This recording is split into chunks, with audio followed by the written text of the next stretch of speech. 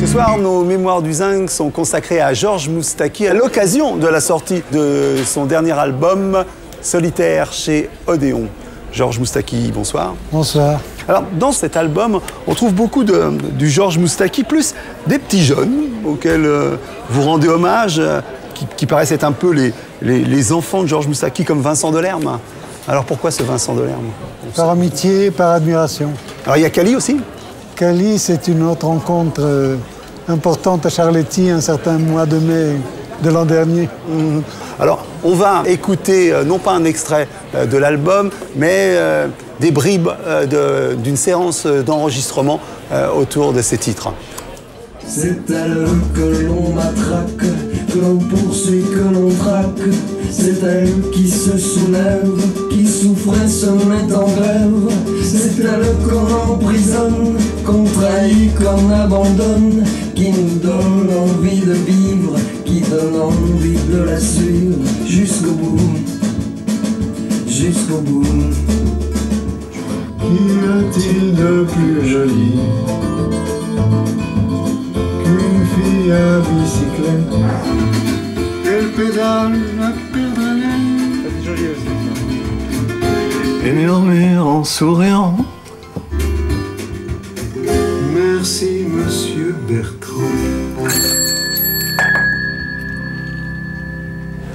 Donc, ambiance d'enregistrement studio. Et puis, il y a quand même dans ce texte un retour à une autre mère patrie qui est le Brésil. Le Brésil, c'est important pour Jean. Au Brésil, ça a été un avant et un après. Jusqu'en 72, j'ai été lié à une certaine chanson que je ne désavoue pas, la chanson française dans toute sa beauté. Le Brésil a apporté une saveur, une couleur et un rythme en plus. Et c'est resté imprimé dans ma mémoire et mes compositions. Autre chose, je voudrais lancer un petit message à nos amis antillais pour leur dire que oui, donne-tu Rome à ton homme est peut-être du patrimoine martiniquais, mais il est surtout l'œuvre de Georges Moustaki. Non, mais ça me flatte beaucoup qu'il soit revendiqué par le patrimoine martiniquais. Oui, parce que je peux vous dire que moi qui suis d'origine martiniquaise, on m'a toujours dit que c'était une vieille chanson du folklore. Et je viens de trouver l'auteur. Oui, non, mais il faut le laisser. Il faut laisser la légende se faire.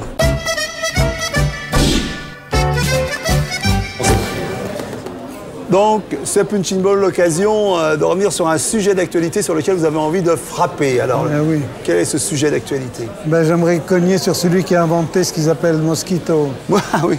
en Angleterre et Beethoven en France.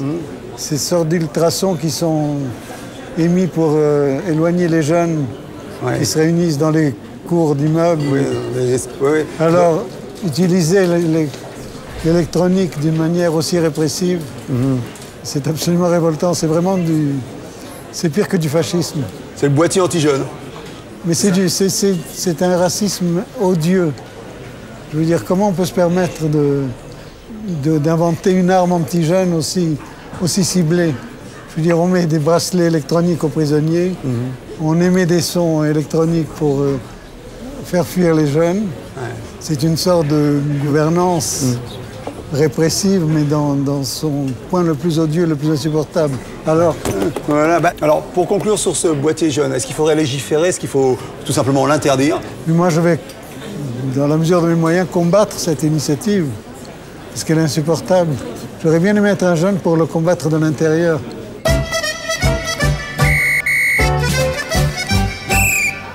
Ça, c'est du boîtier anti-jeune. Ça bouge plus après. Hein? Donc, alors, ce coup de sifflet pour indiquer l'arrivée au bar d'une critique, d'un texte, en général pas très aimable pour notre invité.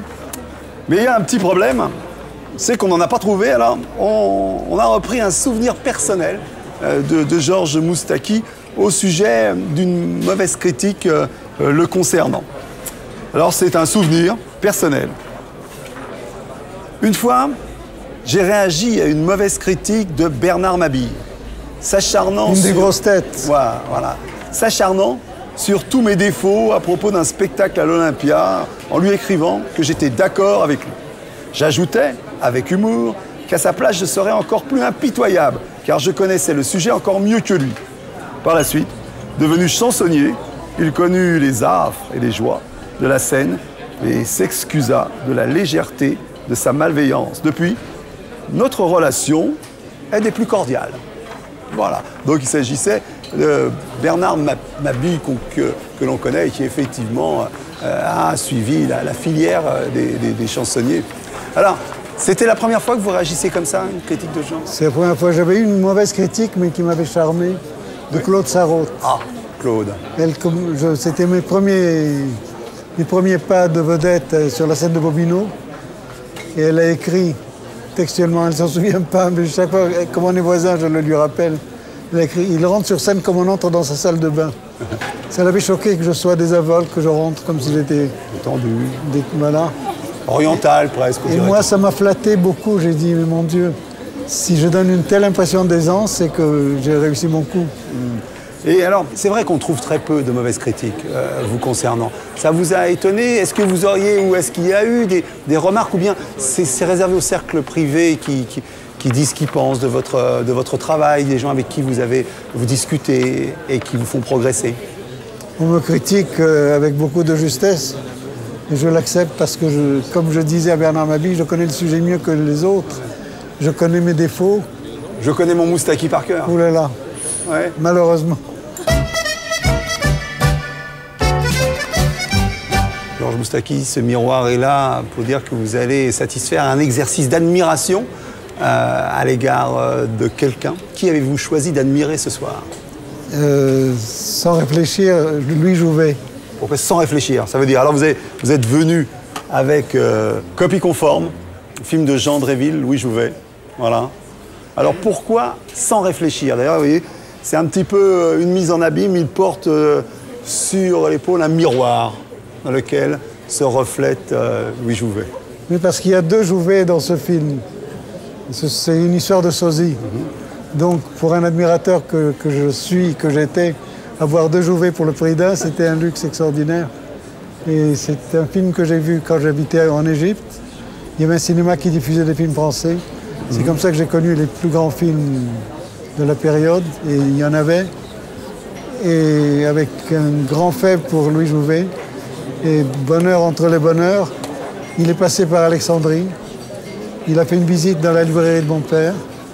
Il a joué Don Juan dans le théâtre du lycée. Seule tristesse au tableau, c'est quand je suis arrivé à Paris pour m'installer 2 ou 3 ans plus tard. Je suis arrivé le 16 août 51 pour apprendre la mort de Jouvet.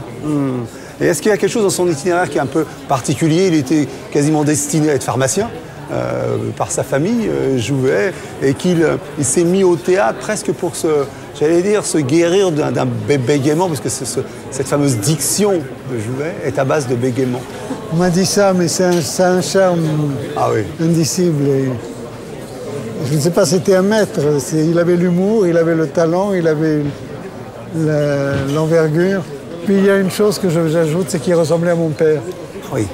Et je faisais un petit peu l'amalgame.